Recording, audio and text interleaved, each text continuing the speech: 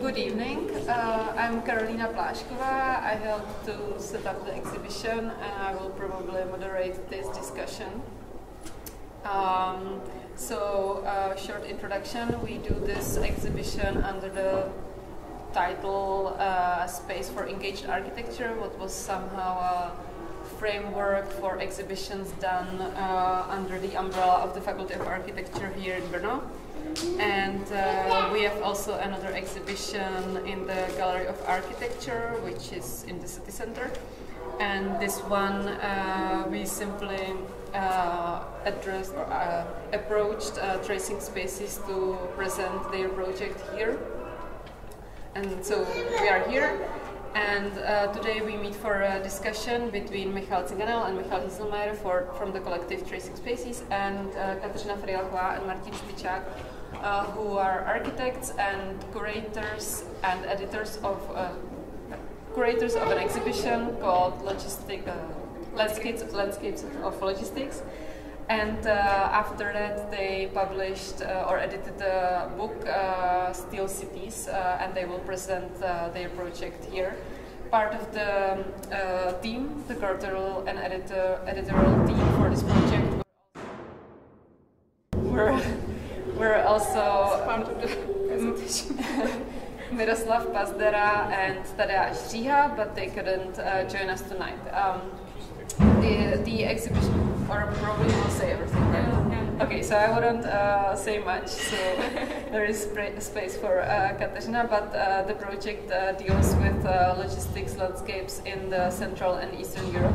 Basically, all the team are from the Czech Republic, so it focuses on the connections from the Czech Republic and mostly to the Western Europe, and we thought it would be interesting to make common discussions with this project dealing with pan-European corridors between Vienna, Tallinn and to the Turkish-Bulgarian borders.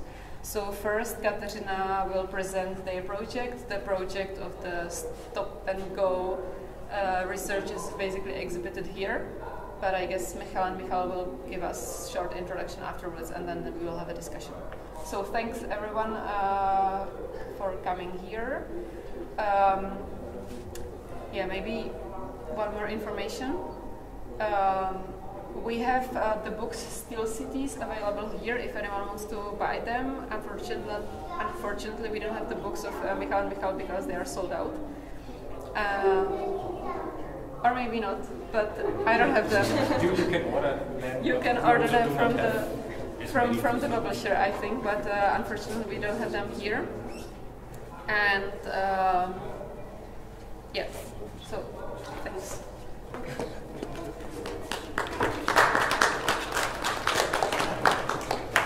Thank you, Kateřina, for the introduction. I will sit down, basically. And I will try to introduce what our team has done. And as Kateřina said, we are four, let's say, friends. It's me, it's Martin, and it's Tadeáš Říha, who is currently in London, and Mira Pazdera, and they all say hi to you. And unfortunately, they couldn't join us today, but so this is the book we've published in 2019. So it's been already 3 years, which is kind of it goes pretty fast, and it deals with the architecture of logistic centers in Central and Eastern Europe. And the book followed up. The book followed up the exhibition we did in the 2019 as well in Prague in Viper Gallery. And the exhibition for us was the beginning of so-called project which was focused on this type of architecture or landscapes. And the exhibition was important for us because we somehow embodied the notion, the landscape. It's important because landscape is not just a natural system, it's also political and economical and social, cultural. And we try to look at these structures we meet usually while traveling by car on highways, and we see some boxes from different angles, from different point of views. So this exhibition started this approach basically. And I would love to today just briefly explain what the book is about, or what is the approach of the book, and also maybe some few remarks that I find important till nowadays.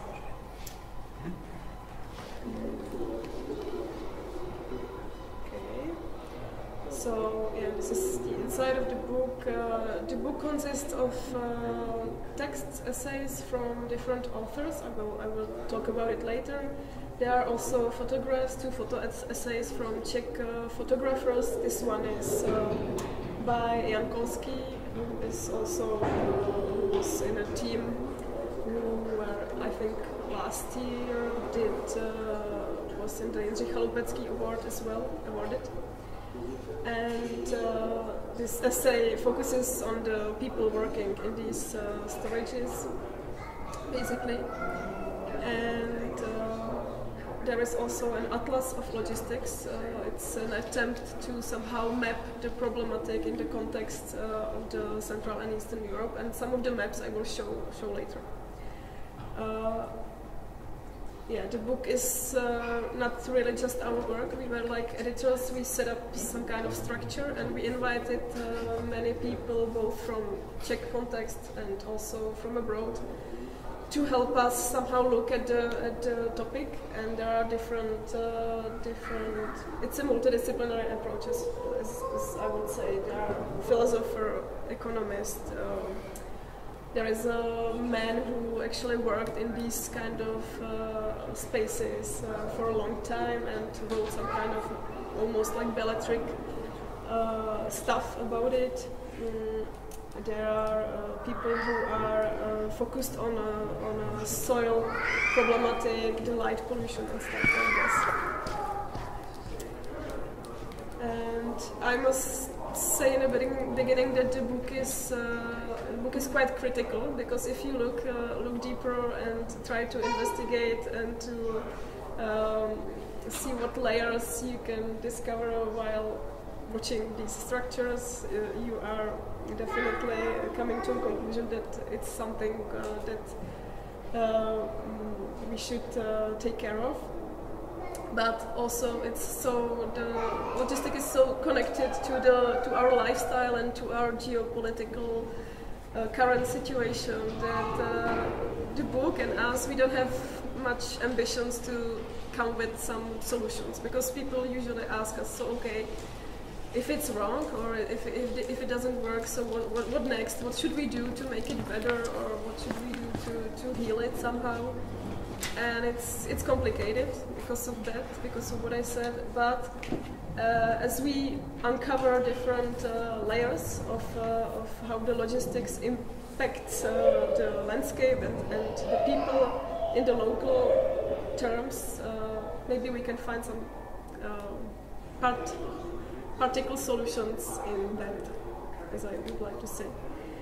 So what we tried instead was to observe and document what is actually going on, and what are the different perspectives that we can take to look at this topic. What we mean by architecture of logistics in the book and also in the exhibition, it's basically this. There are of course other features like highways, or ports, which make the infrastructure for the movement of the goods around the planet. But we focused mainly on these white boxes, mundane boxes we pass by on a daily basis, and it's because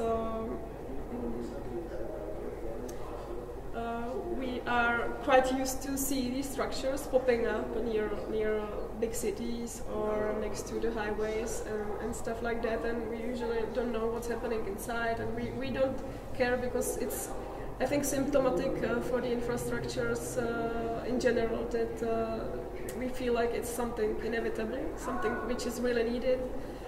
And since we don't know much about how the system itself works, we don't really, let's say, care how this should look like, why is this happening and stuff like that.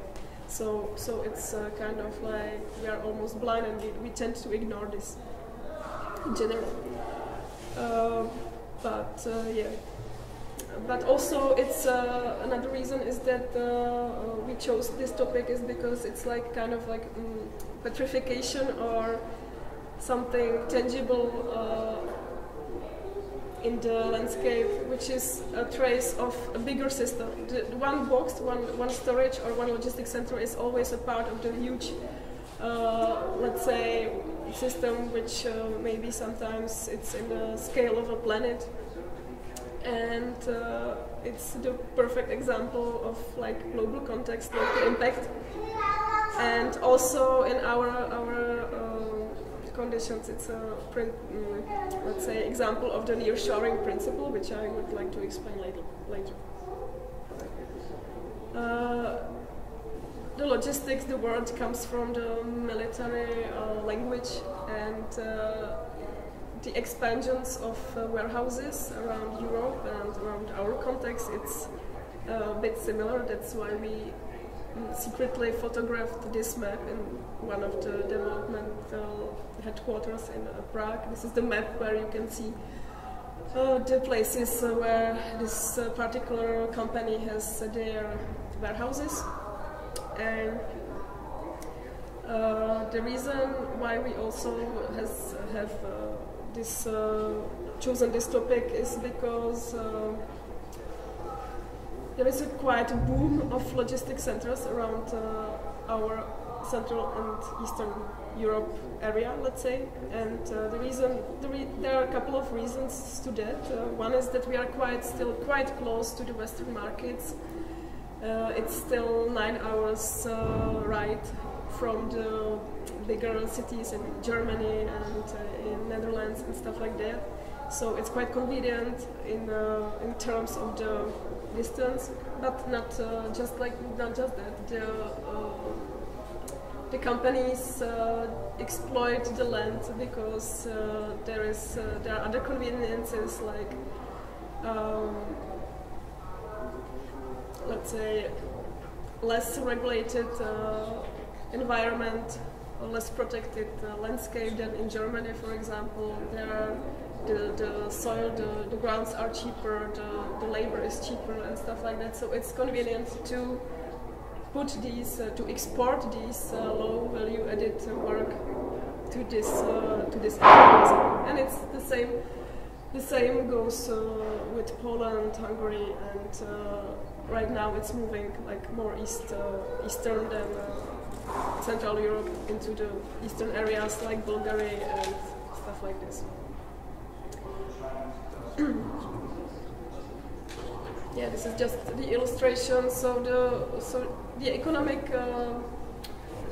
benefits for example, Czech Republic are not really what maybe was expected before, because after opening the curtain. Sorry for the mouse. We've quite open to the foreign investments, but a lot of it happened. But the headquarters of the companies are always located in the Western richer countries. Also, the companies pay their taxes, or most of their taxes there. So what is happening here is as I said, the low value added work, and yeah. So this map shows the approximate layer of the steel cities around our republic. Just if you don't see. So many of the logistics centers are located next to the bigger cities or metropolises. These storages usually accommodate goods that really saturate the markets of the bigger cities, but not only. For example, Amazon, which is next to Prague, is so close to Prague not because and close to the airport, purposefully, but not because they would use the airport to bring goods to the storage, but because it's easily approachable by the managers who manage more storages located in the Eastern Europe. So that's a convenient location for them. And also, yeah, because what happens usually, or what we focused on, is the logistical sheds, which operates not primarily for our market, but for the Western market. And there are a lot of storages that work just like this. And Amazon is one example. Now Amazon, it works maybe for our market as well, but it's not like the goal of it. It works for Germany also. And there are storages which are located in the remote areas next to the Western German borders, where the most of the companies work just for Germany or for different countries in the West, but the goods just goes to this storage and somehow is unpacked or repacked and goes back to the West. And the reason is because it's more convenient to store it and repack the goods here than in Germany, for example. Yeah, that's another map which shows basically the same, but this image is quite important because it's a PR image of one of the developers. It's located in Borutachova, which is 50 kilometers from the German borders, and this particular shed is for Primark. And the photo is a bit older. It's from the beginning of the building up the plot, so it was in times that Primark has no branch or no shop in Czech Republic at all. And even if it has now in Prague, we cannot say that this particular storage works for this shop. Maybe it's still working for the Germany, Austria, and stuff like that. And it's operated by DHL, and so this is the example of the nearshoring principle. And also it shows us from the PR perspective how developers see the location, like it's the shed, it's a kind of nice picture, as I would say. The shed is located in the nice nature, and it somehow works together. So yeah, it resembles us the landscape paintings from 19th century.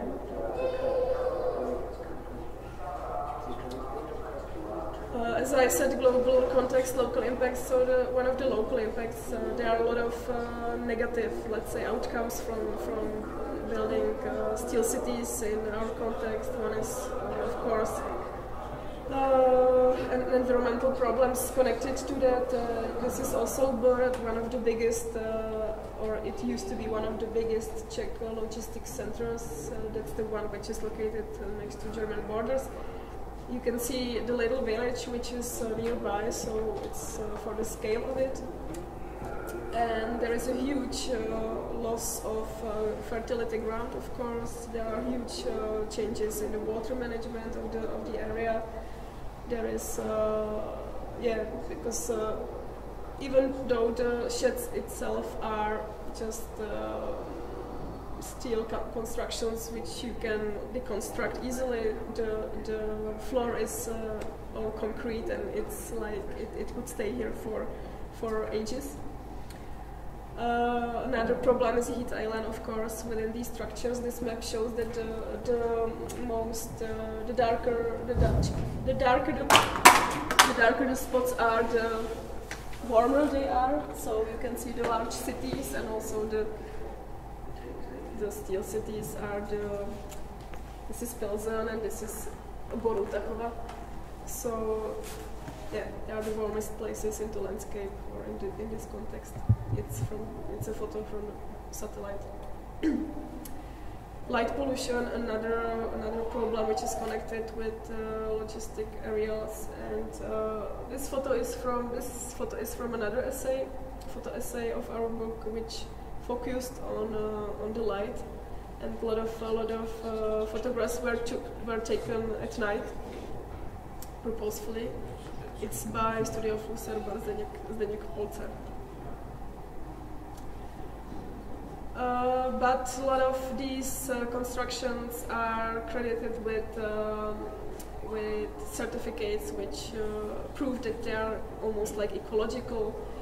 And sometimes this is, for example, I don't know, maybe somewhere in Western Bohemia as well. This is the logistical shed, which was awarded with different certificates, and also some kind of like this is a really good example of how to build these storages. And one of the things they came up with was this lizard, this, let's say, natural playground for lizard to compensate like the impact of the building of it. And yes, just it's interesting, but we can't think about it.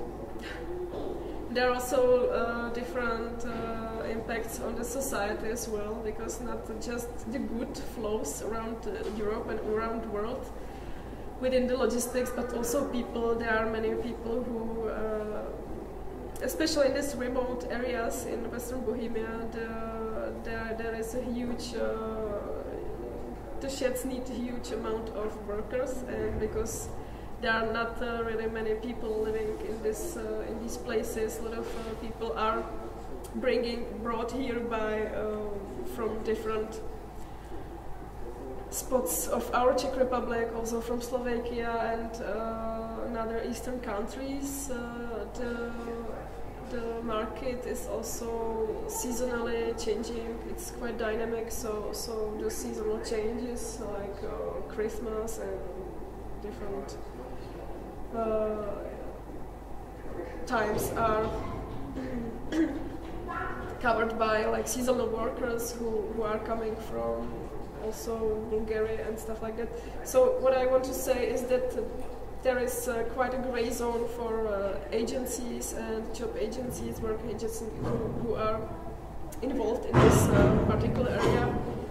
So there are many people who are agency workers, and usually working for agency means that you're gonna have a job and also accommodation, and the agency will take care of you, take care in terms that they are also like owning you and sort of. So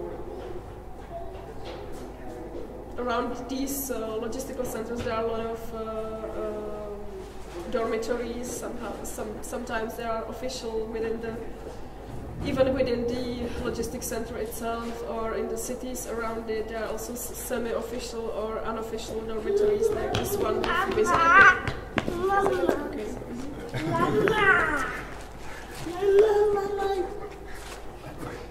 And the people living here are usually in, let's say, miserable conditions, and that's what we saw there. So these impacts, in general, they usually they fall on people who are working here or living nearby, and as we know, if you are alone, it's quite impossible to somehow fight it, or even compete with these systems or companies, which are usually bigger than we can imagine. So one of the let's say instrument how to deal with some kind of problems which are connected to logistics centers and logistics spaces is to network, and this is example of corridor D8. It's another corridor that you have in this exhibition. It's this area is next to the D8 highway, which is northern from Prague, and there are a lot of things happening. A lot of new sheds have been built in recent years. And the people who are living here, which is people who moved to the country from Prague, basically to live in a villa or in a family house, a much calmer environment than in a city. So they started to see the problem that the landscape around the villages is becoming more like infrastructure, and there are a lot of cars and stuff like that. So it started with some kind of civic engagement based on like not in my backyard principles. But these people actually started to fight. Then they got into the local municipalities, and finally these civic engagement islands and the villages they did put their forces together and organized themselves into bigger corp, which is called Corridor D8, and now they are quite a big player, and they discuss everything what happens in this location with the state, with the companies, and they have empowered themselves, like let's say bottom up. So it's quite positive approach and positive example of one of the ways how to actually deal with it. And my last slide, I don't want to spend much longer time because I'm not really a great speaker in English, but yeah, as you can see, the problem is that within the COVID years, the e-commerce, and where all of us are like used to shop via the internet, and it's still growing, and it's still becoming, I think, more part of our lives more and more. And so this is like funny, because also our book, which is critical, is you can buy it on Amazon, and Amazon will ship it to you and stuff like that. So yeah, this is like just for, we are caught in the system as well. So thank you.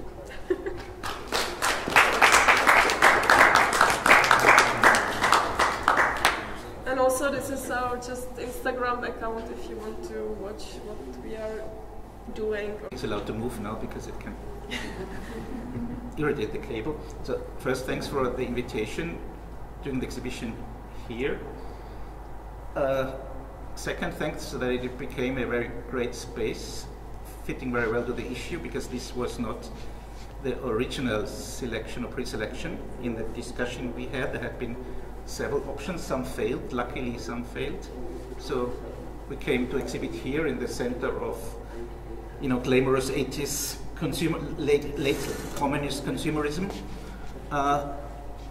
in a listed building plus bus station and train terminal. So it's the right place for what we had been interested in since quite a long time. Our project is not that radically different to Steel City, of course. Let's say the reference to criticality and critical approach is pretty much the same. But probably we have a different approach, but it's also not so different since we are socialized somehow in the same way. The only thing that I wanted to stress before is that we probably came from a semi-artistic practice, not art-based research, but research-based art, which is what all artists usually do, that they do some research before they start practicing. And in our case, there was a long-time obsession with labor migration in Austria. As you all know, that parts of Austria are extremely affluent, but at the same time highly depending on labor migration.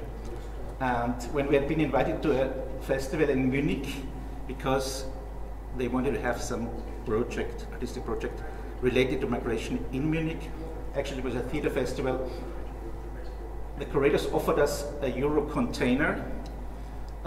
We transformed the interior of the Euro container into a huge three-dimensional drawing board and made live mapping exercises with people passing by.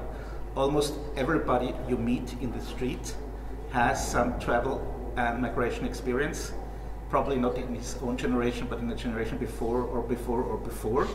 So there is basically almost nobody local to be found in any city. In our case, we made a little trick.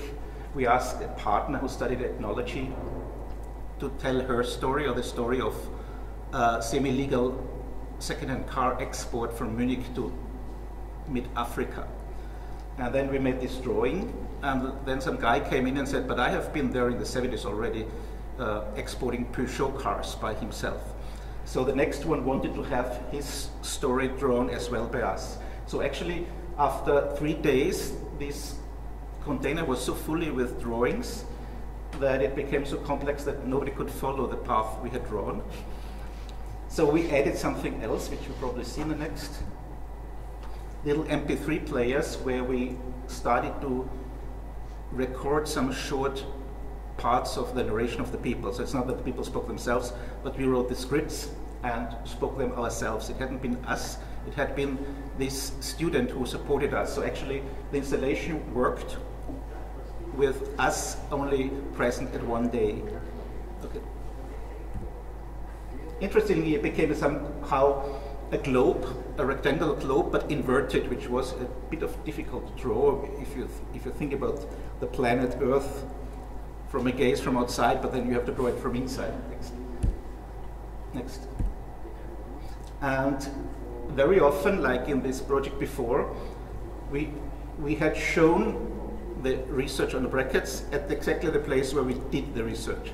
This was another project where we were invited ourselves by an application to an art festival to a very famous highway service station in the middle of Austria, located on that famous highway connecting Turkey, former Yugoslavia, with Austria, Germany, and the northwest.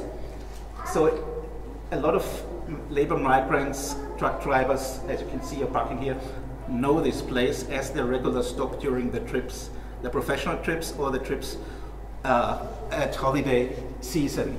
And we made several interviews on this site and then made this abstract map, built it as a kind of furniture to be used by people, and implemented these kind of showers with large speakers where the, again, audio tracks were displayed, playing stories of people's migration experience. This is a truck driver listening to a truck driver's tale. Lokale Monteur. Erwin, 33. As you can see, this is a typical official signation of radio program, and it was the official radio speaker, so that it has some sort of authenticity of street atmosphere. This, at the front, the typical artist architects, and at the back it's a German middle-class family on their way to the holidays. Next. Appropriation by grandma and grandchildren. This is another project we did on the major bus terminal in Graz, so something similar than the one you have here, but in smaller scale. And next. And we did an investigation about the history of school trips that you had to do in primary school and high school, which were, as you all know, somehow part of the nation building of the nation where you grew up, of the region where you grew up. And we used this trailer as an unfoldable display to tell some sort of the dark side of the history we were taught in high school. And after the while, the bus drivers, which also all of them used to travel kids for school holidays, started to introduce themselves and their stories about their experience of school trips. So we had automatically generated our audience because all these bus people passed by our installation. That doesn't mean, of course, that these people really have the attention to watch it, at least not when they arrive, because then they have to rush to school or to work. But if they come back from school or work, and then when they have some minutes left, there is a chance to get in contact with this installation. Again, it was loudly speaking to people, but on the same side you have these displays, artistic representations, but also documentary material. Next. And then we come up to the project that this one is based on. After having done several art installations, we somehow got upset with the strange situation in the art world that you're usually invited for a very short period of time to build up your installation, and then you're of course invited for the opening, and the day after the opening everybody expects you to leave and not disturb the event or the festival anymore. So when the normal people usually start to visit an exhibition, not the invited critics and buddies of yourself, you have no chance to get any feedback, any serious feedback, because you're sent away. So we were desperately looking for some other options, and there was then this interesting invention of of a funding program for art-based research, where people encourage us to supply projects. We failed actually all the time because the jury always complained that we are not real artists but too serious researchers, so that is not what the money is for. And then some people at the Academy of Fine Arts recommended us to apply another funding program, which is not for artists but for researchers. So we did it, and we won an enormous amount of money, so we could, as you know, serious research programs feed you for 2 years, theoretically, if you don't expand the project until 4 years, as we did. For getting the money, we needed, this is sounds strange, but it's part of the game, we needed competent partners because we wanted to travel as far as possible. Finally, we didn't find many who wanted to collaborate, so we didn't know Steel City people before then. So at the end, Emilia Carabueva was actually almost the only person in Bulgaria who was willing to collaborate with us, because for all the serious researchers, our hybrid biography was somehow conspicuous. For the artists, we were not real artists with the good contacts to the real artwork. So Emilia was left. Luckily, she was working intensively on a PhD, typical post-socialist career, on her second PhD, about Bulgarian truck drivers in communist time. And in the north, it was also pretty difficult, so we ended up in Tallinn with Tarmo Pikna, who is a geographer who was working about the ferry line connecting Helsinki and Tallinn, which for us was an interesting node of transport and mobility. Next.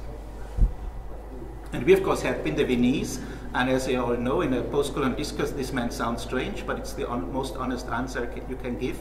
Vienna is the capital of Central Europe. As you know, all the banks we see nearby in the new developments are either Unicredit Bank Austria or Raiffeisen. So, you know, there is a clear hierarchy. And there is a very funny notion about Vienna Congress hundreds of years before, that the Balkan starts in Vienna. And it's also the place where the people accumulated now. Again, this is a map like in the other project they had maps. This is the map of the pan-European corridors as the European Union defines them. These are all the corridors with their numbers that should be somehow improved to accelerate traffic between A and B, and as you can see, most of them are going from east to west. And there are some that had never been improved, which are connecting the north and the south at the eastern side of the former Iron Curtain. Next. For our project, like Steel City practice as well, in a scientific research you have to read some books, otherwise you would never qualify for the funding, and then you have footnotes. In our case, since we're working in the field of art, there are artists, so you can mention the artists in a footnote, but since we have the opportunity, we just invited these artists either to lend us work or to send them to do photographs.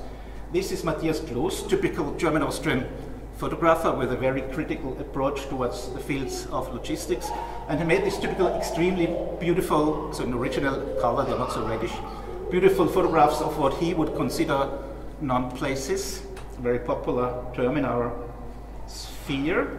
Next. And we hired a young Bulgarian photographer who was doing photographs in Bulgaria.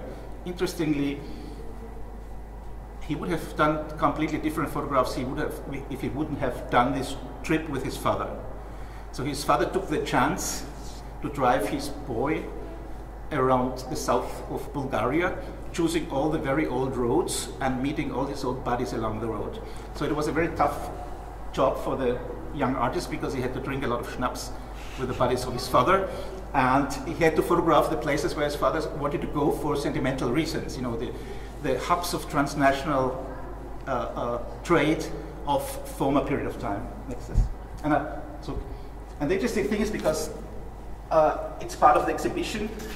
Further down, there's a little table where you can see some yellowish concrete discs. These objects are not art objects, but these objects are objects like those that Max dismantled at the street displays to bring them back to Europe. And the interesting thing for us is that these are indicating that you can purchase yellow cheese here.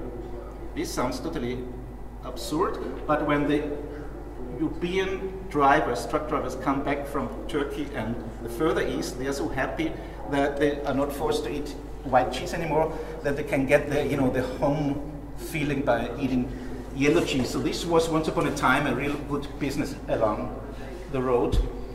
And it's a good reference that despite we have this hyper-capitalist accumulation, we have this really harsh exploitation of drivers and workers. There is some emotional approach also present in these trips, not only by the young photographer and his father, but also by people being professional. And our, let's say, major idea is that we purchased by accident a huge Ford Transit van. So we wanted to rent a car, but nobody rents your car in Vienna if you tell them that you go to Poland, Baltic countries, Bulgaria and Romania. So no chance. So we had to purchase one. It became a really huge car, and we equipped our car, first of all, with a trailer, with some display techniques, with recording facilities, and went on a road trip, which was pretty wide. So here you can see the car somewhere in the Baltics, close to a very modestly equipped international truck driver stop. As you can see, there's not even asphalt. It's just a meadow fenced in with a little container and a toilet and protection. Here you can see our car at the Bulgarian, Bulgarian border. And for those of you who are very good in post-human theories, you can see a Ford Transit demolished with a Ford Transit in good shape. We had been peeing in the bushes and coming back, and then we made this photograph. And it's very difficult to imagine that these two cars have nothing to say to each other. We all know that cars, we all have learned that cars don't speak, but nobody ever have given evidence. And this sounds ridiculous what I'm saying, but the last documenta, not this documenta, but the documenta before, was totally driven by post-human theories, where all the artists were thinking, oh, this stone might have an agenda, or these two grasses might have a collaboration, and probably start a revolution against ecological disasters. And interestingly, these many cars, second-hand cars, imported from the Central Europe to somewhere, had been some kind of focus of our work from the very beginning, because we had read one book before. Okay, we had read more than one book before, but one was by Karl Schlögl, who had claimed that Mariampolje, a city in the Baltics, with the largest second-hand car market in Europe, is the secret capital of Europe, where the unification already happened long before the European Union started to invest into infrastructure, because it's the people who unify or disunify, and not the huge corporations and institutions. Next. So we went to the Baltics with our car to visit the other cars which are prepared for export. And we also found out that there is a photographer called Mindaugas Kavelauskas who spent almost all his artistic career in documenting these second-hand car markets. And he was a very handsome guy, so he immediately joined our project, supported us, used his artistic network to introduce us to other people. And this is an extremely beautiful, again, emotional photograph from ancient times, after the fall of the Iron Curtain. You can see a family looking for a second-hand car, but at that early times, the second-hand cars were not parked on the asphalt, but still on the trailer. So you purchased the cars directly from the trailer. There was such an enormous desire for the cars that there was no time to display them accurately like this. Sorry, so they were not looking for the trailer, but for the car on top of the trailer? Yes. While others, of course, who want to get into business, what this demands too. So others are going to this market because here vans are sold. So this is a car market specialized on vans only. So if somebody wants to become a vendor, he would go to this market because he can get a second-hand car. But this was the time when we were traveling next. This was in the early wild time when the cars were more or less picked up everywhere and brought there and sold faster than you could even count them. And another aspect of our method was doing mapping exercises in the field. So this was a very silly idea of ourselves. So we had these prefab wooden boards to be fixed at this huge trailer.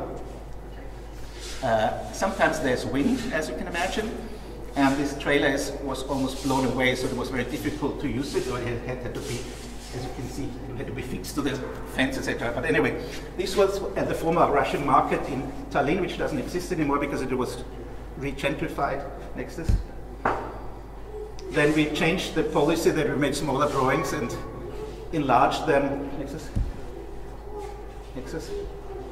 On this map, and while the first mapping was drawn on the map, the other people were desperately asking if they can tell their stories well, and it would be represented.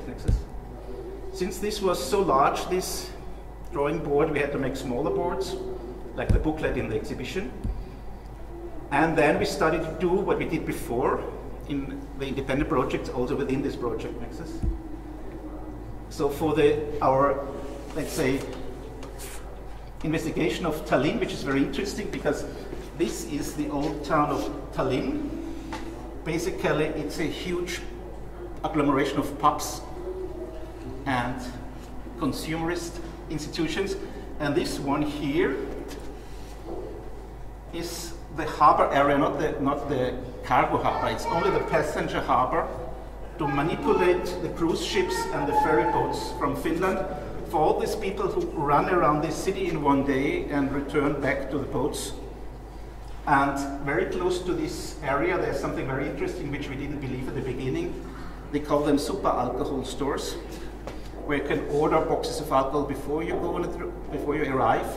You run around the city, get completely drunk, pick up your box of alcohols and bring them on the boat. And these Finns, male and female, are all very proud about how much money they made, or how much money they saved by drinking alcohol that is only a third of the price of Finland. So it is a very absurd situation.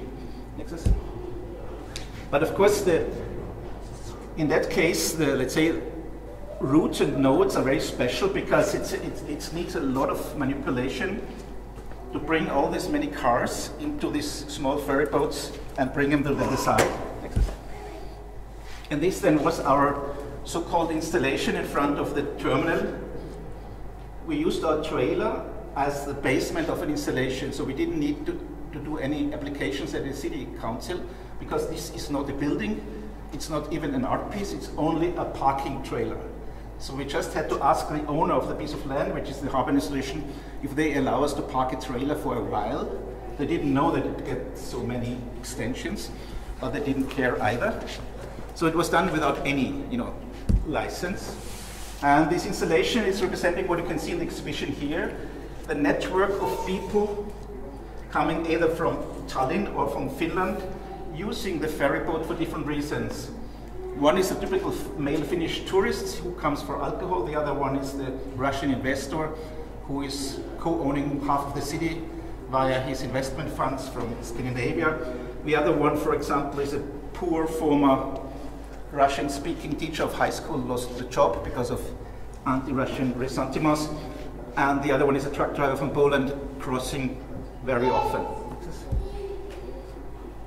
So for us, in contrast, let's say, to it's not a strong contrast, but it's slightly different, is that we had a kind of ethnographic approach, that we were more interested in the people than in the infrastructure itself.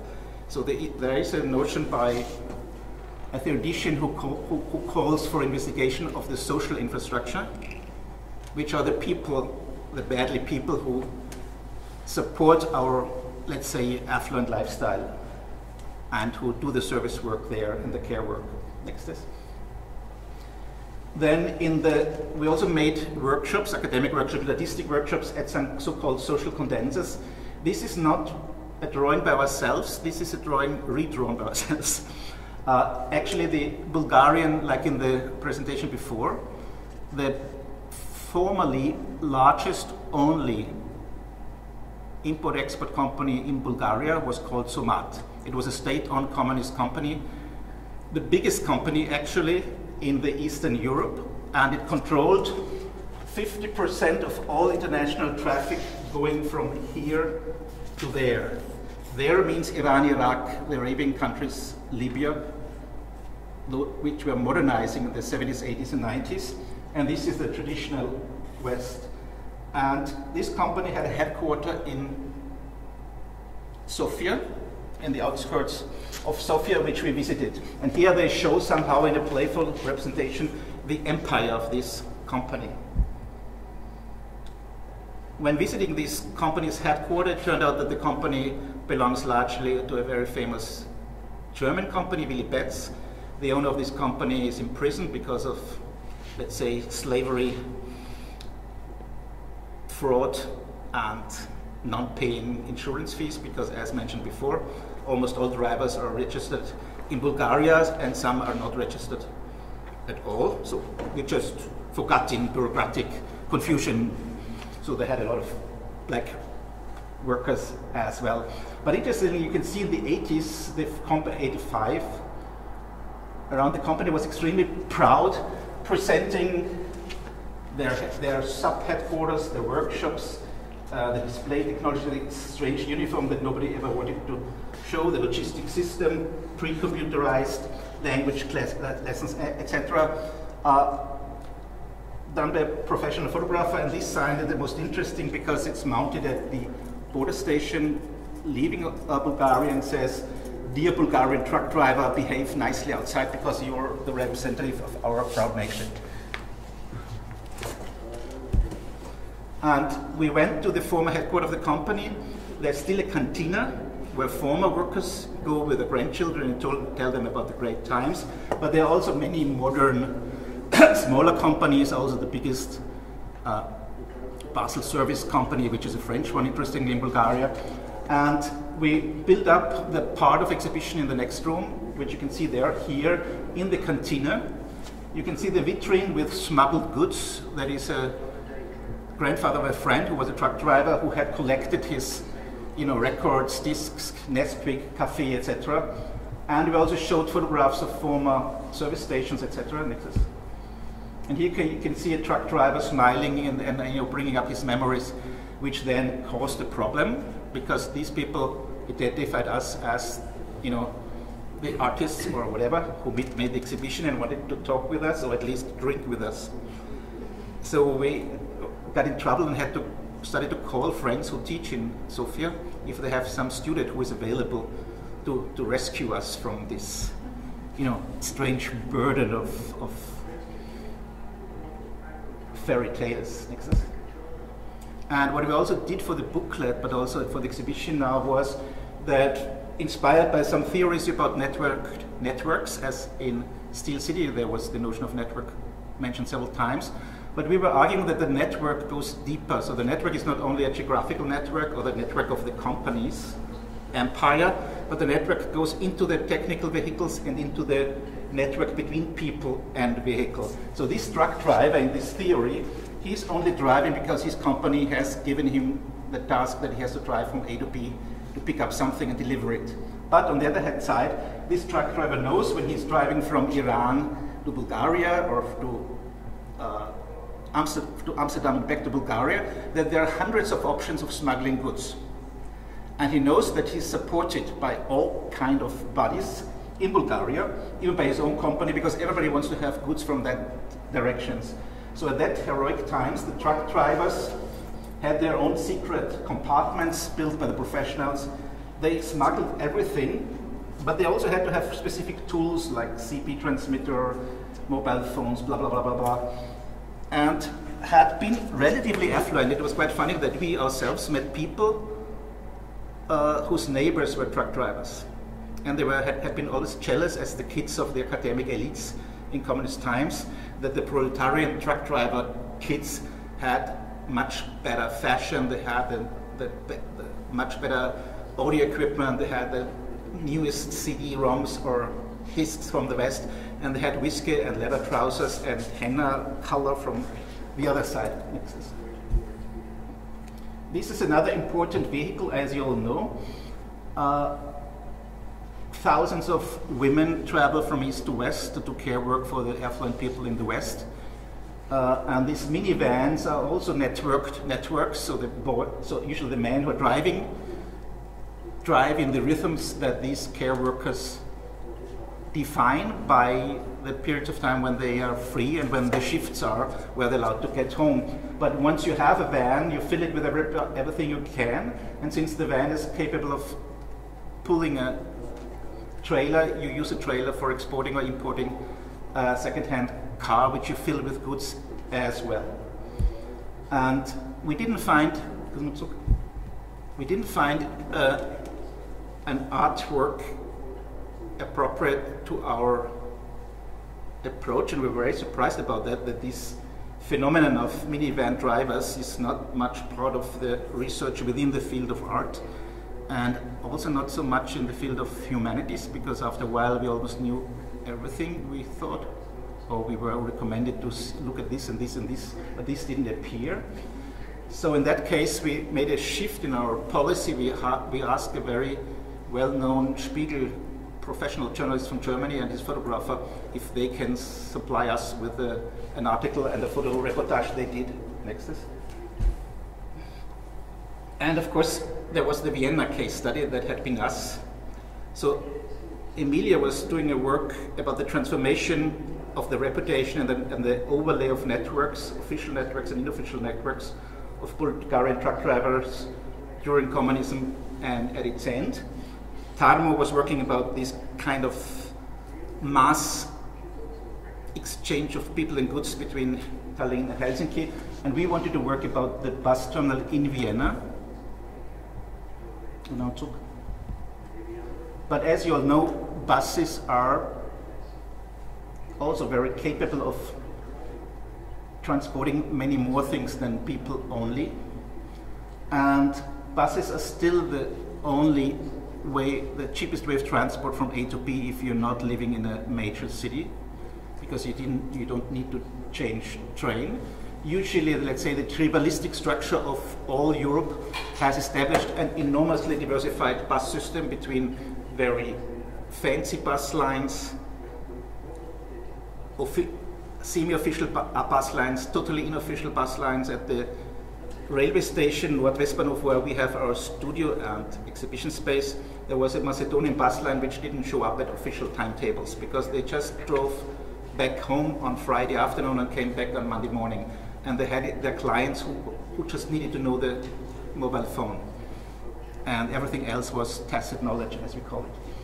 So as you can see, they can have a trailer, they can smuggle goods, they can take care for each other. The bus driver usually is the uncle of everybody in the bus, or the bigger brother, or he is the son-in-law of all the grandmas he's transporting, for example. And I had the experience that one student of mine delivered her diploma work by a bus like that, because she didn't want to come home at the end of summer holidays because it was so nice at the Croatian seaside. So she just made a parcel for her diploma model and the roll of plans and the booklet to send it here.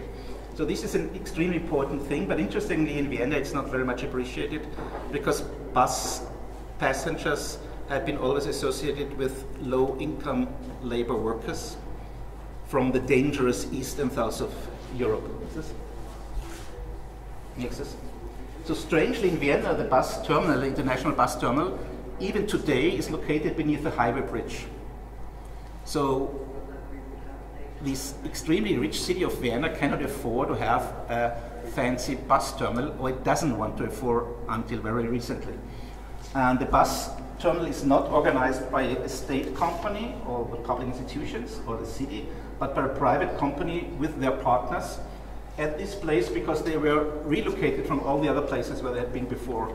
So they rented this place from the state highway company because they cannot be gentrified, because nothing is allowed to be built there. Then this is the typical, diagram of the intensity of trips, starting from this station. And while we wanted to investigate the bus connection between Vienna and Bulgaria simultaneously to driving ourselves by a van, so Michael was going with the very famous Kona bus company,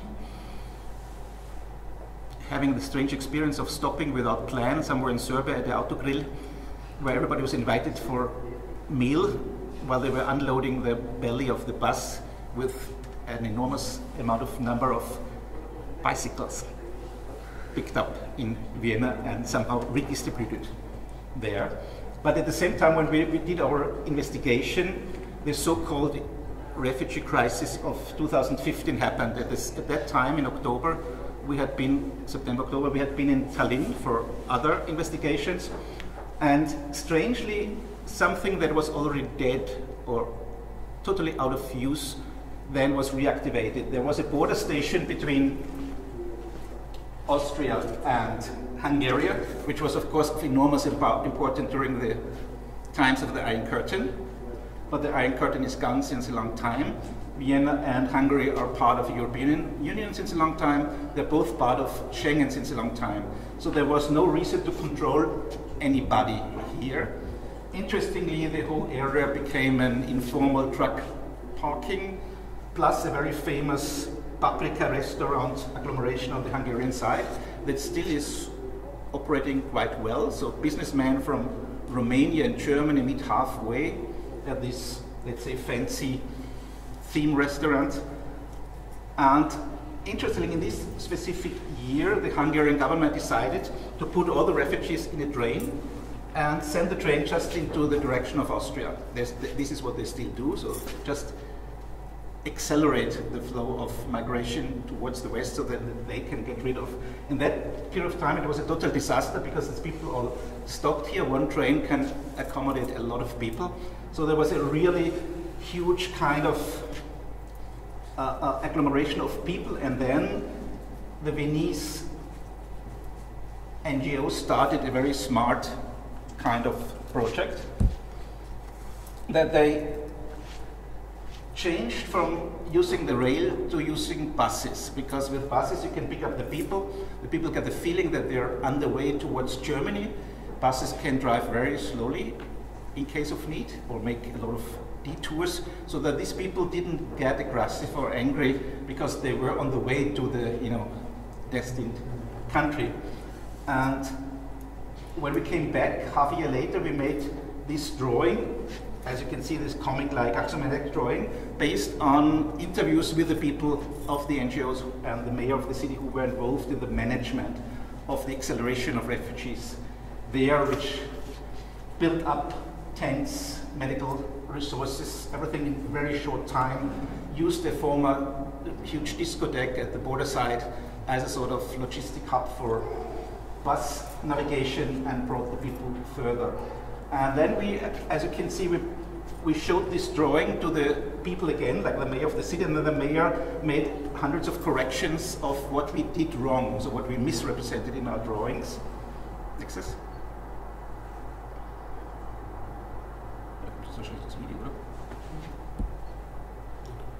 And based on this, let's say, corrections by the mayor, we started to do another kind of representation by drawings, which you can see in the exhibition somewhere. But we figured out that our way of having photographs, frozen maps, does not match the characteristics of mobility, migration, and transport. The only appropriate way for representation would be to do animated graphic novels or maps where you can see the movement. So then Michael learned from scratch how to make cheap animations, and in this space over there you can see an animation where we used our original drawing of the area, but told the story of bus drivers who used to pass by this border station, one before the refugee crisis, where there was no border control, with tourists going for shopping in Hungary because it's so cheap. The second one who got stuck in traffic jam with his tourists, and the third one who is hired by police and military forces and NGO to transport these refugees further to the direction of Germany. And interestingly for us was that most of these bus drivers, almost 90%, are with migrant background. In Austria, they are from Croatia or Serbia, having been refugees or the kids of refugees of the Yugoslavian war several decades before, now transporting other refugees to the border. Okay.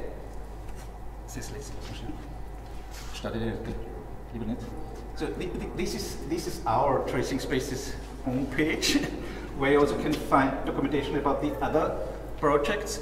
And then, and then we started, because we had so many collaborators from the serious field of art or science, we felt ourselves somehow forced to make a sort of pretty exhibition at a pretty art institution, which was the Academy of Fine Arts. So here you can see more or less, let's say, the people that had done works before us, or parallel to us, or had been invited to us. And the same artists had partly participated at highway service stations, at cantinas, at somewhere on the road, but many of our scientific and artistic partners were desperately luring for a new prestigious institution. So we had to offer them the prestigious institution. And it was also for us a very good kind of exercise, doing as in Steel City, but in our case more intentionally, doing the exhibition before we did the book. So we had the money already, we had the texts almost already, but we wanted to have the exhibition as a kind of re-evaluation of the narration one could tell, of how you can structure the book, actually. And what you can see here in this exhibition is actually a kind of restaging of this exhibition in a not so pretty place, which fits much better. But here there's much more distance between the single works. And we did something that we did before already, which was very surprising for us that nobody criticized that this representation here, what is shown where, is a typical geographical representation. At the very end there, to the south, is Bulgaria and the Turkish border. Then comes Bulgaria. Then comes, here is a video by Jelime Čilnek, one of the most famous Serbian filmmakers, about Serbia and the refugee crisis. Then comes Vienna, and then comes, on the other hand side, a sidestep to Poland, because since we had a car, and we heard at the Russian market that the things are not coming from Russia, but from Olga Kosowska in Poland, we thought, okay, next time when we drive the route, we go to this market, the hugest Asian wholesale market all over Europe. So why not go in there? So it was pretty interesting for us, but we had no time. So we again were remembering who can be interested in that. So there was a former student of mine from Bauhaus who was actually living nearby. So we commissioned her to do a small work about this wholesale market and got integrated in that as well. And so this had also been integrated in the book somehow. And in the end, we made this booklet, which is somewhere.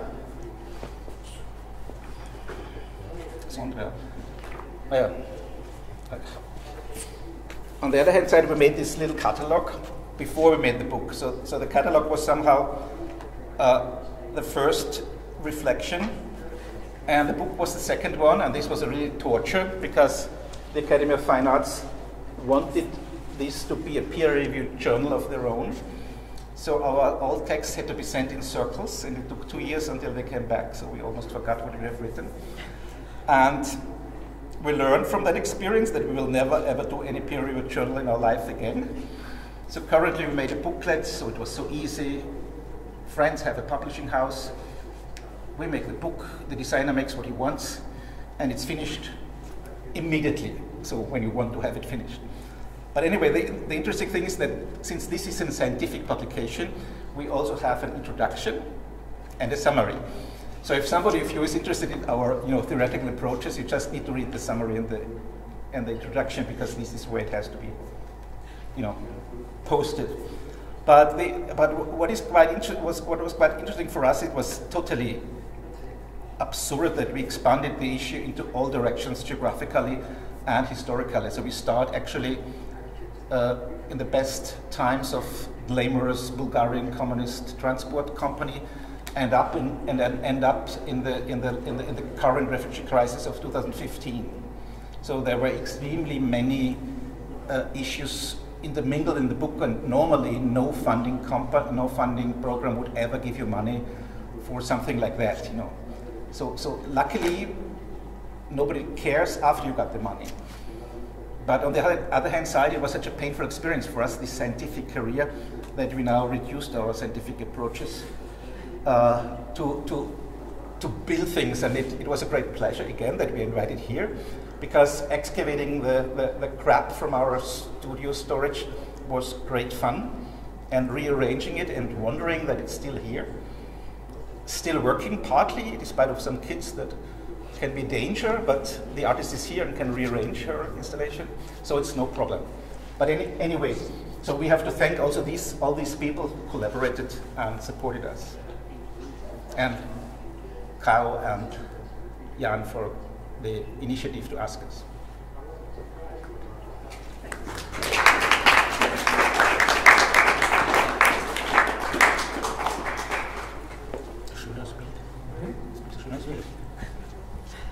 Ja, rückwärts. You see there are some parts with text inside, because this was also presented at a serious academic presentation, and so there were some quotations. My first impression of those two projects was that, as you said in the beginning, they basically speaks about the same thing, or at least when you look at it from the first side. Okay, it's about some logistics, global chains, migration, but then it actually speaks about something totally different. And the project of the steel cities or landscapes of logistics is somehow logistic landscapes. Is it logistic landscapes? Yes, it's sorry. Easy to say. Okay.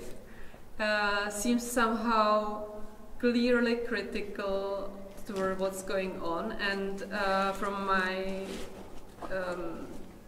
experience, or at least how I remember it, it was somehow the first project showing the problem in the Czech Republic, that there is a growing number of, critically, that there is a growing number of logistic areas and how it impacts the landscape and so on.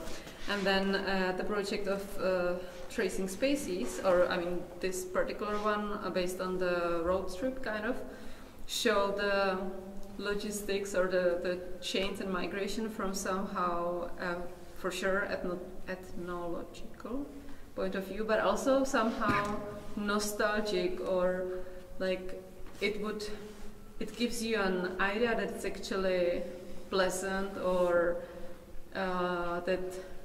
So since you interviewed so many people, there is this personal attachments towards the places and the corridors.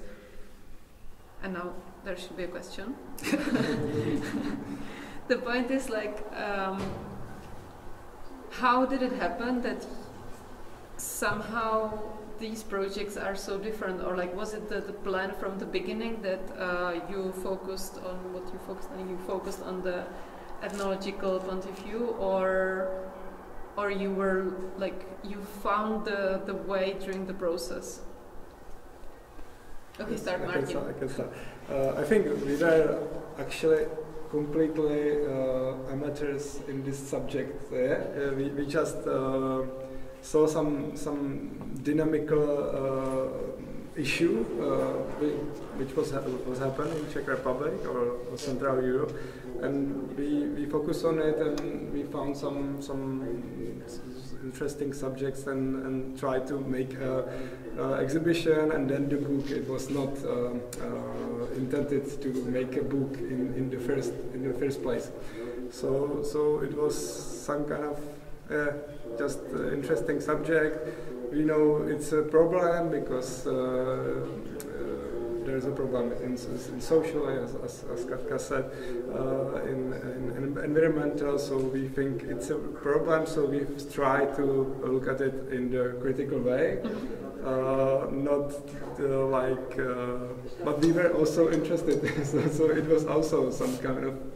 But I cannot say it nostalgic. It was not nostalgic. Because we went, we asked many people to show their perspective, to see different topics, and we didn't go much deeper in these topics. If you go deeper in one of these topics and ask people who are actually, we asked people who work there, but it was just one dialogue with a couple of people. But if you ask more people, talk with more people, then you go maybe deeper and you see different stories and different nostalgic maybe sometimes, because and it also what is necessary to say, the centers are here just for a couple of years, and I think there is not much nostalgia in it. Stories behind it. But there will. It's still new. It will. There's going to be something like in a couple of years. But there's a big difference, for example, from the Austrian point of view, that Austria still seems to be much more a socialist country than all the post-socialist countries are. And it is typical that Czech Republic, Poland, not so much the Baltics, because there are no inhabitants anymore, so it doesn't make sense. But also to the south, Serbia and Romania, for example, Bulgaria also are places where these logistic hubs are also made as a device of real estate speculation.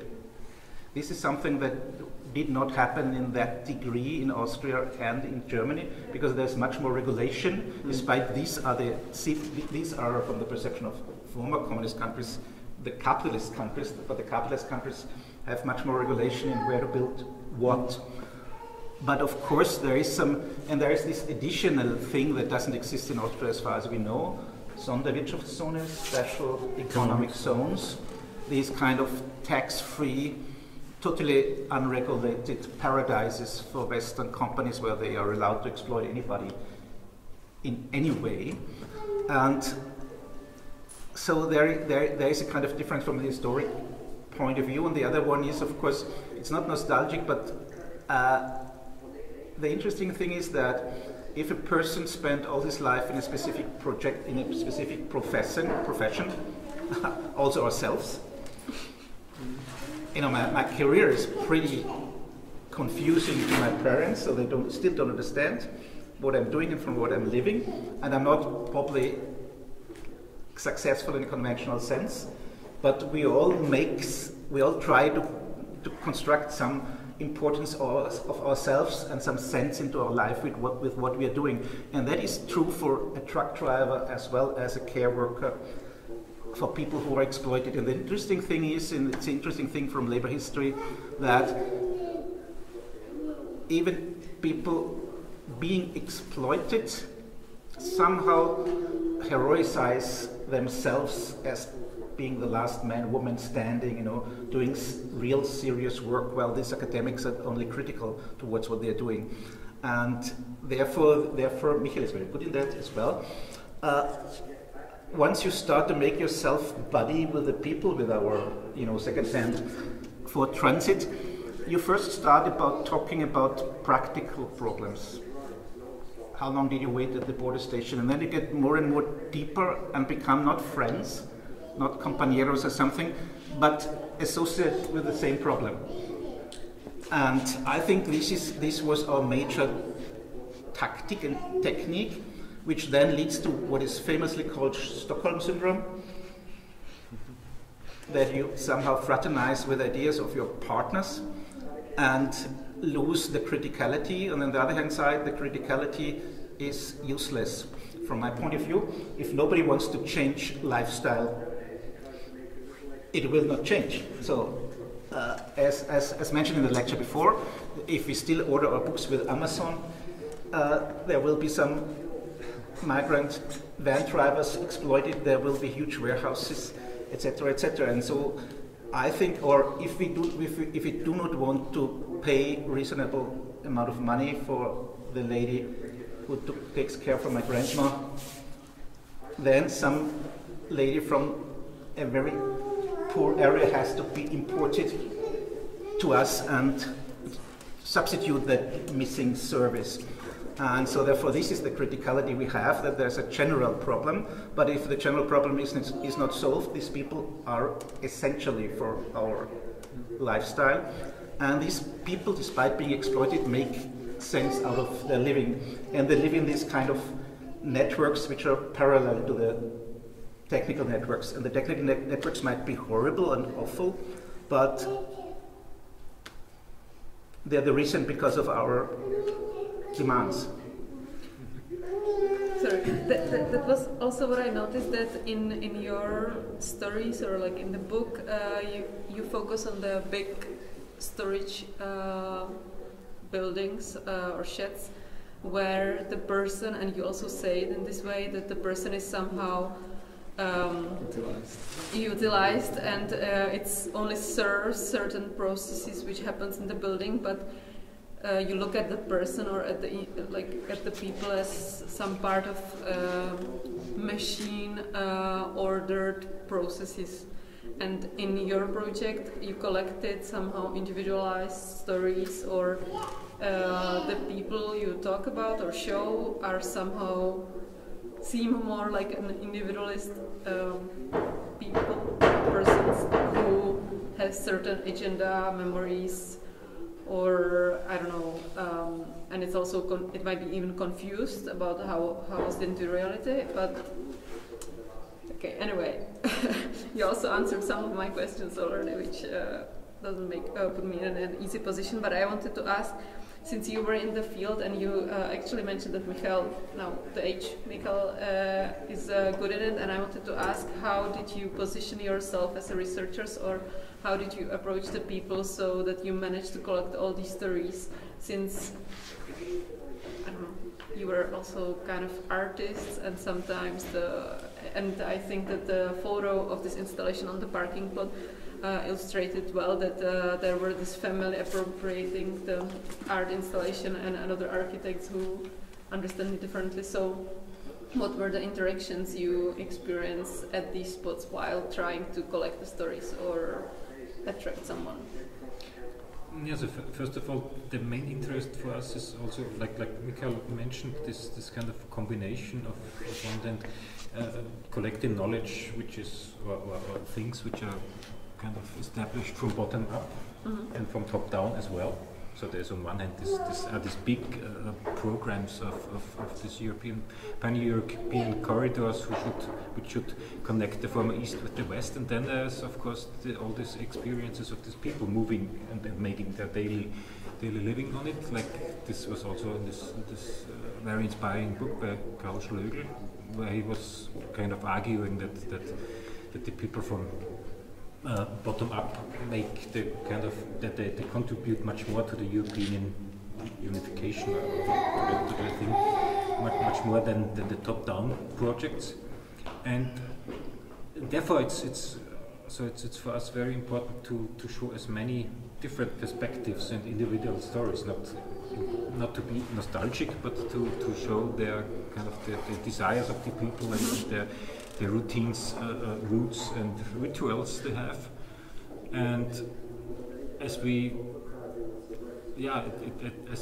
figured out in previous projects, it's always to get in contact with people or get to know them or get to talk with them. It's always a matter for us which situations you are able to create, and therefore this artistic, so to say, approach is rather great, because that's what we learned in previous projects is that if you have something to show, that immediately somebody else can respond on that. So that's the trigger for the conversations already, and it's much more the things you have to show. It's different if you just would make a simple interview where you just sit next to each other, or even hold the microphone. But you have to mention, because it's very important, because I think that's also part of the question, that we introduce ourselves depending on the person we meet. So if we go to the harbor administration, of course then we are scholars from the Academy of Fine Arts doing urban research about the transformation of the city, and he understands that this is of cultural value if he supports us. Besides, we were making a trick, we were lying, we were telling him that we were invited by the Architecture Biennale of Tallinn. So, oh, that is interesting, I always wanted to cooperate with them. And then we went to the Architecture Biennale and told them that we have a cooperation with Tallinn Harbour Administration. Oh, that is interesting, we always wanted to cooperate with Harbour Administration, so it was done. And on the other hand side, when we did this exhibition at the Cantina, we were not asking for doing an art exhibition or installation, because installation is something working with a hydraulic network of the building for them. So we just wanted to ask them if we can show some things from the history of this company in their Cantina, and they said, what is it? Yeah, do it.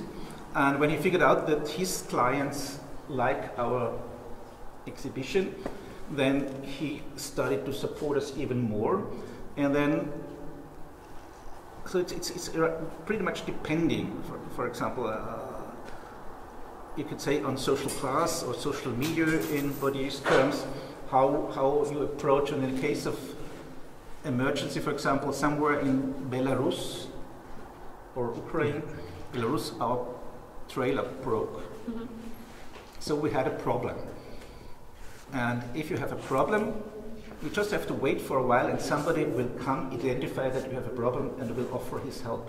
So there were no language skills to interact, but this guy felt responsible to help us because that's his capacity and competence. So he pulled us to some kolkhoz. He made some kind of self-made fixing of our trailer and sent us away, and was happy that, there was sense in life for a short period of time. He wouldn't want to have money paid for that because that's how he's brought up, and things like that can happen anywhere. So sometimes it was just asking in Serbia, a niche in front of a shopping mall. It got dark and we didn't know where to stop. So we stopped at the service station because we thought there might be Wi-Fi. And then there were several trucks of the same type. So then a guy came and we told him if he knows where we can stay overnight. And typically he said, just follow me. So we followed him, and then we, of course, were driving to his cousin's bed and breakfast and pub. And then he and his cousin were telling us 2 hours of fireplace stories about transnational truck driving, because they had been everywhere where we were doing research long before. So then it's a little bit like Inspector Columbo, that you behave silly, and as you don't know anything, we don't know anything anyway, so it's true. And then these people got encouraged that they can teach you how the real life works. Also, you mentioned in one interview that since you introduce yourself as architects, it was easier to approach, for example, developers or other people instead of, I don't know if it was a journalist or a geographer or someone like that, who would they assume would be more critical? Was it like that, or do you have any story? Maybe it's critical, but the architects, of course, you have to say you are a student of architecture. This is much better because you just want to see and they don't care, they just leave you. So, of course, it's much easier to go there than to be said you are a journalist or something, because you are try to find something bad around or something. Suspicious. Yeah, suspicious. So we didn't use it. But after all, we are architects, so sometimes we said we are architects, but they don't want to.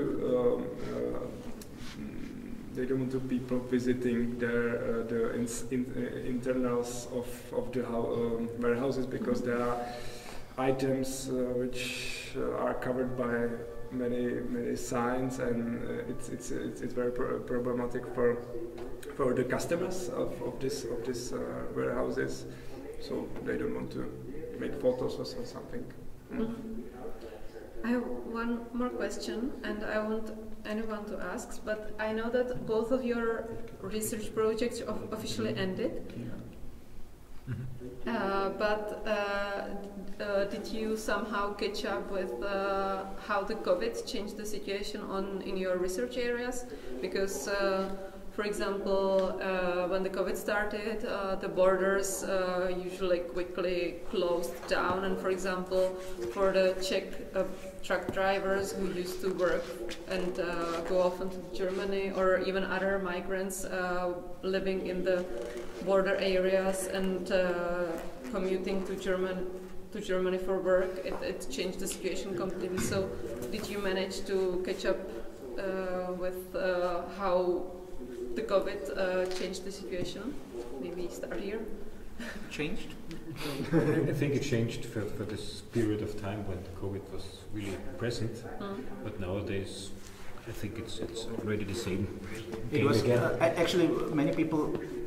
Let's say if you have some sort of social approach to the issue, like many of our friends as well, we hoped that COVID would produce some more awareness about the working conditions and the kind of land exploitation that this logistics sector is producing, and that there should be some change in our behavior on the demanding side as well as on the other side. But interestingly, we had in Austria this horrible idea of people applauding towards the service workers, but they didn't get anything more paid.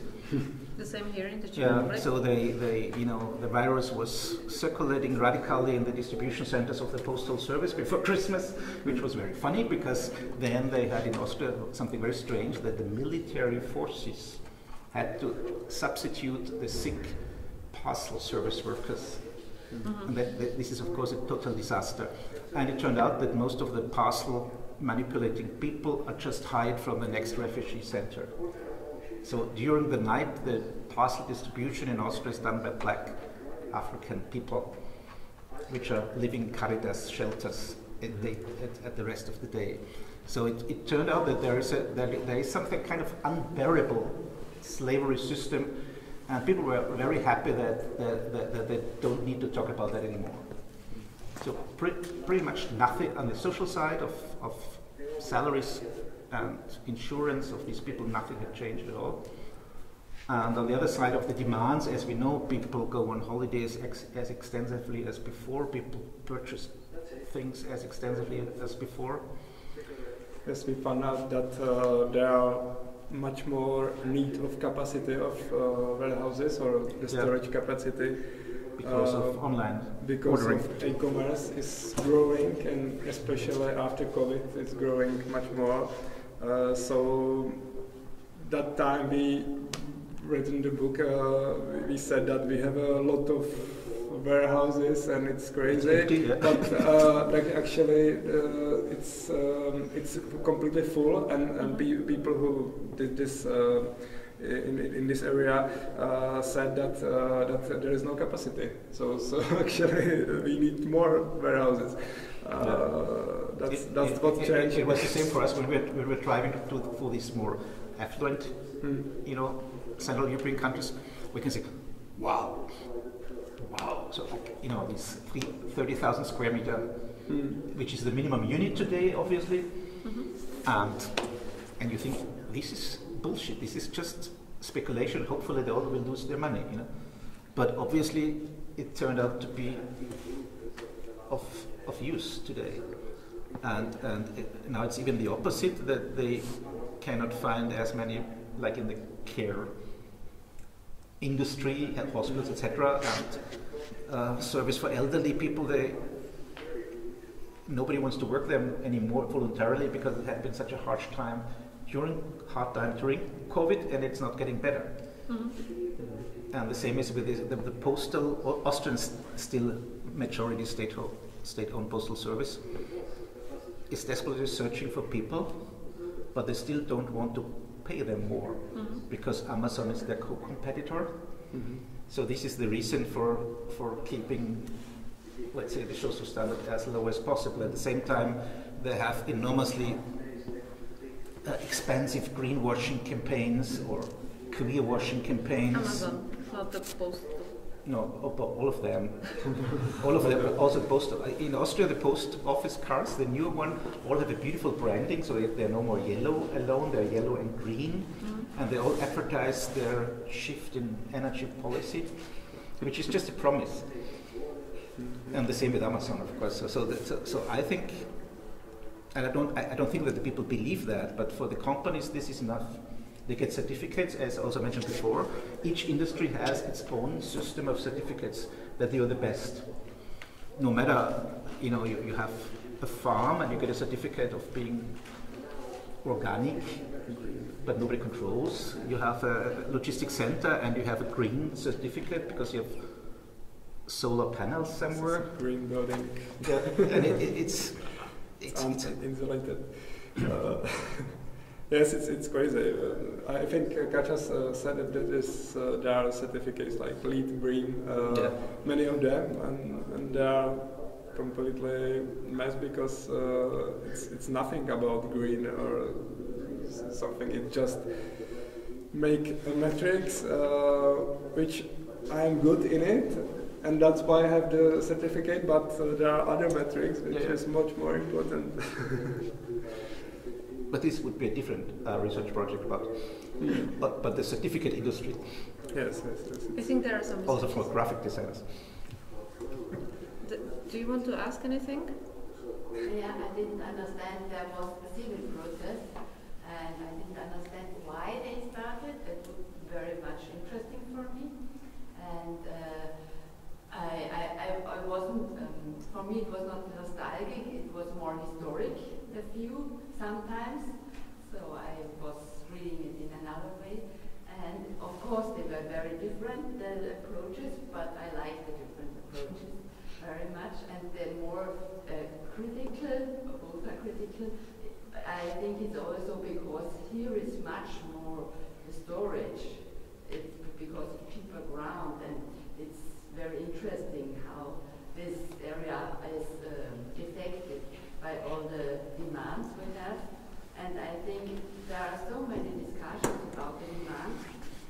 That's why I'm interested also in the civil protest, because so many NGO groups and civil groups try to discuss about Amazon or the demands, what do we really need. Also in the project, do we really need tomatoes 3,000 kilometers coming to us or anything? What is the real system? What do we really need? How do we buy? How do we think? And so it's, there are so many civil or discourses going on that maybe you never can give up, but maybe it's the possibility to change, and this civil process seems very successfully, but I didn't understand why it started, and so you talk about the civil protest against the construction? Yeah. Or, yes. Against the construction, yes, in the against the kind of architecture. Yes. For example, the corridor, the 8 around the highway to German was there's actually a very interesting development because people moving in this area are actually from Prague originally. And they are very educated, and they have, and they moving from the Prague because they want to live in the outskirts. It's a middle class highway. Yes. So they are actually educated, and they had knowledge to fight, like being qualified to fight, because it was the fighting was in the area of law permitting of the buildings and environmental permits, the land permit and environmental permit. Okay. Offices doing this stuff, and they actually read this very big documents of environmental. I don't know how to say it. Is environmental impact assessment, for example. It has Umweltverträglichkeitsprüfung. It had actually 2,000 pages, for example, and they found mistakes or errors in these documents, and they can do the fight. So that's why, and the protest starts from the actual bottom up, because it was people like I said, ordinary people, and those people are now the mayors and in the city boroughs, the representatives. So it's very interesting development in this area, and they are actually can group each other. It was single people they group, and then the cities or the villages actually group together, and they are now 20 cities grouping together and working together. They actually work against the high-speed railway now, which is not really good, but it's some kind of, not in my backyard, but what is, I think, good, that there are some people, or the voice of people, which you can talk to if you are an institution like the railway company or something. So there are actually dialogue which could make it maybe better in the future. So, but it's atypical because Umweltverträglichkeitsprüfung is an enormously complicated paperwork where you really need specialist skills. So only if you have a group of people that are specialists on these different fields, because it's not only about land use, it's very complicated.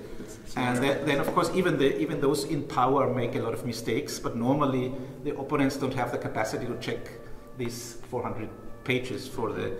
First you find formal mistakes, then you can get the delay, then you can find delays about the content and real mistakes actually. But this is totally complicated. So what is a bit the opposite of what he told is the success story in the video of the Bulgarian filmmaker about this highway which should have been built from the Black Sea to the Mediterranean Sea, from Bulgaria to Albania, which is a highly European Union funded project that never ever will be finished, because luckily the local stakeholders from the old establishment are so corrupt that they take the money and invest it elsewhere, that the street will never be finished. And in this video, which is very interesting, the filmmaker makes interviews with stakeholders which just reproduce the PR campaigns that they had learned, and the locals living alongside the future track of the highway, which luckily is not yet finished, and they all are so happy that it's not built, because as long as there is no highway, and as long as there are strict border controls between Albania and the next Baltic country, the next and the next, traffic is de-accelerated, it's slow, and they can make business alongside the street because they are living from border control and smuggling and expertise. And this is the disaster when you travel through Poland, that this super modern highway is interconnecting A and B, but everything in between is disconnected. And this is the somehow dark side of the thing. Some of them are happy that they're disconnected, but not if the highway is too close to them. And strangely, we figured out also somewhere in northern Germany that the villagers, highly educated of one village, and of the other one opposed the new highway track, and then they built it elsewhere where it was never planned, in a very poor area. And now this area is one of the richest of West Germany because they built all these logistic hubs and warehouses there. But there was nobody capable of, doing protest because it's such a bureaucratic process. But I think that what we were interested in had been the many contradictions that we found. For example, there was no the first thing the Bulgarian truck driving company manager said, there had never ever been an iron curtain for goods, never. Maybe. But for people, of course. And or these people say, we don't protest, we are happy that our politicians are so corrupt that it will never happen. So there are many failures of the powerful institutions where some people benefit and others profit. Others not profit, others suffer probably from. Maybe one more question. So basically, I want to be explained and take me as a person who don't know anything about it, which I am. One of the projects mapped the traffic or the travel basically from Vienna to the east, and your project focused, or both you had showed this map, and on one of the map was this Eastern Europe, and you mapped basically the routes towards the Germany. Mm-hmm. Does it somehow work like that the Czech Republic import to Germany, and it's somehow like the connections are from the Czech Republic to Germany, and Vienna is somehow connected to the Eastern Europe, or was it because you chose these routes? I think there's a like was said, there's some kind of nearshoring, which is we are great environment and great environment for the Western market, for the international companies from the West, which tries to find the easiest and cheapest way how to make those things like packing, storaging stuff, and which don't have a high added value. It's very low processes. You have to do it cheap as possible, and they found the east, and we are the westernmost east. so we were in the first place for them, and that's why we talking about in our book, because this relationship is important for the what we talking about. And yes. And you wanted to focus on post-socialist, so that was given that you go to the Eastern Europe or post-socialist countries? No, not just because if you just take a look in your closer environment or surrounding, like in Vienna, living in Vienna, then you don't have to look so far away. Then all these post-socialist things are rather close to oneself. So there are a lot of people working in Vienna from southeastern Europe or Eastern Europe. On one hand, bad paid jobs, but not just.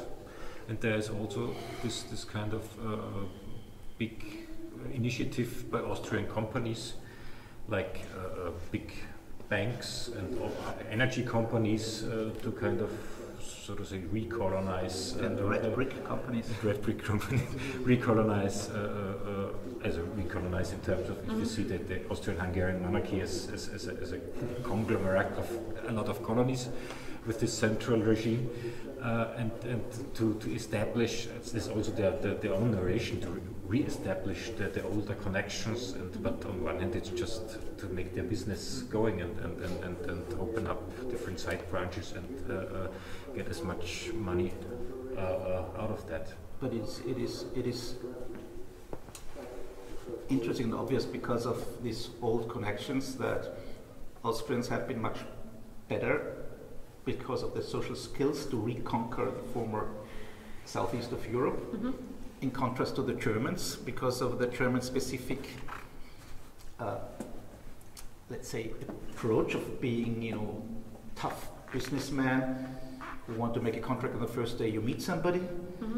The Austrians, which are not only Austrians but Slavs anyway, to a large part, if they are not immigrants from last generation or 2 generations before. So from our, let's say, tradition of having this empire, we just need to send the kids whose ancestors had been born there back to these areas, and they have a kind of tacit knowledge or knowledge from the family structures how to deal with these people. So it was quite easy to reconquer, under brackets, the countries that once belonged to the monarchy, and even more of them.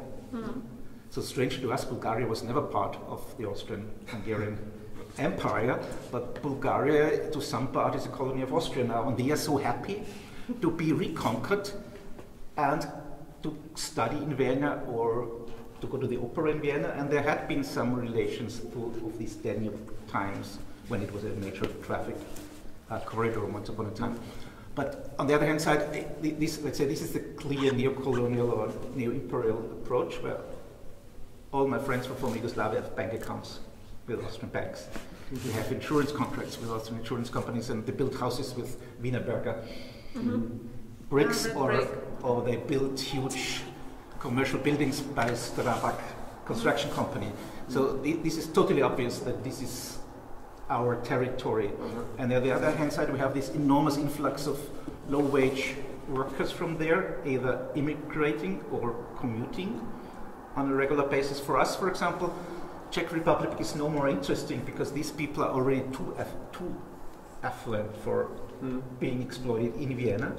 Of course, there are many commuting as well, but it doesn't work. So we need poorer countries which are further in the east. And there had been several years ago, which was also very striking for us, a major TV documentation on our state TV about care workers for elderly people in Austria, because this TV journalist had hired by accident a lady from Moldavia to take care, and he was so shocked about the living conditions that he was, joining her back home, because he wanted to see how that works, because she had children herself, so who is then taking care of her children? So that there is a real, what doesn't work in English language, but it's used in German, kind of care drain, where somebody has to care for the people that goes elsewhere to earn more. So there is probably an endless, kind of supply chain for badly paid jobs in Europe. And the Baltic region is there because you wanted to collaborate with Tallinn Architecture Biennale? Or? No, the Baltic region was by accident, because there was the theory, because Karl Schlögl had written about Marampole, and that somehow the Baltic countries have a similar, have a post-socialist transformation simultaneously happening to Romania, Bulgaria, and former Yugoslavia, strangely without any military conflicts, and strangely being like the superstars of neoliberal transformation. So if you go to Tallinn, you think every second building has won an architecture prize, because they're also excitingly designed. But you think, but what is this country living from? Because you can't see any industries, you can't see anything productive produced. And actually, this guy from the company, we also went to some investment company, they said basically all the money that's coming in is coming in from Scandinavian funds, anonymous money, and as the fund manager, you needn't ask, And basically, the majority of the money is coming from former post-Soviet countries, which are not wanted anymore, as individuals in the Baltic countries, but they own half of the country by investment funds. So it's a rather complicated situation, and for us it was very funny that the Bulgarians call themselves like the worst pupils of the European Union. So somehow there's a kind of, they're proud about being, dysfunctional as a democracy, having this gangster as a prime minister. While the Baltics are a little bit like Prussians. In Germany, they know everything better, and they're so organized, and they have so pretty bars with craft beer everywhere, and they have no hesitation to gentrify everything away.